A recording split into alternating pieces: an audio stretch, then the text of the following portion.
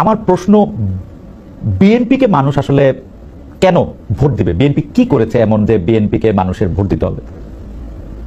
আপনি যখন আমাকে এই প্রশ্নটি করলেন, আমি যদি পাল্টা প্রশ্ন করি বিএনপিকে কেন ভোট দিবে না, আপনি তাহলে কি বলবেন?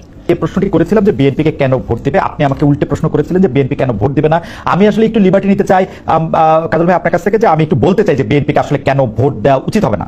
আমরা বিএনপির শাসনামল 2001 থেকে 2006 সাল যেটি দেখেছি সেটি দেখেছি ঘুষ, দুর্নীতি, দুঃশাসন, অপশাসনের একটি মহোৎসব। দুর্নীতিতে চ্যাম্পিয়ন হতে দেখেছি আমরা বিএনপিকে। 10টা কষ্টের প্রবেশ দেখেছি, বিরোধী দলের নেতার সমাবেশে গ্রেনেড হামলা দেখেছি, তত্ত্বাবধায়ক সরকার ব্যবস্থা ধ্বংস করে একজন মাত্র বিচারককে প্রধান বিচারপতি এবং তত্ত্বাবধায়ক সরকার ব্যবস্থা প্রধান রাখার জন্য সংবিধান পরিবর্তন করতে দেখেছি।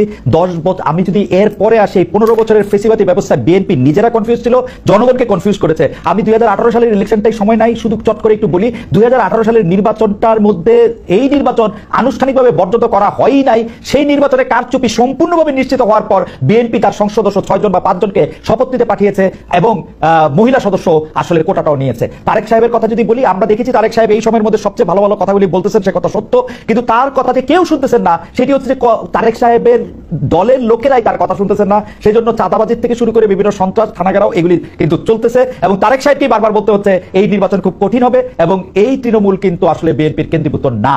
এই হচ্ছে আমার মানে 1 মিনিটে ঊর্ধ্বশ্বাসে আমি যতটুকু বলতে পারলাম বললাম।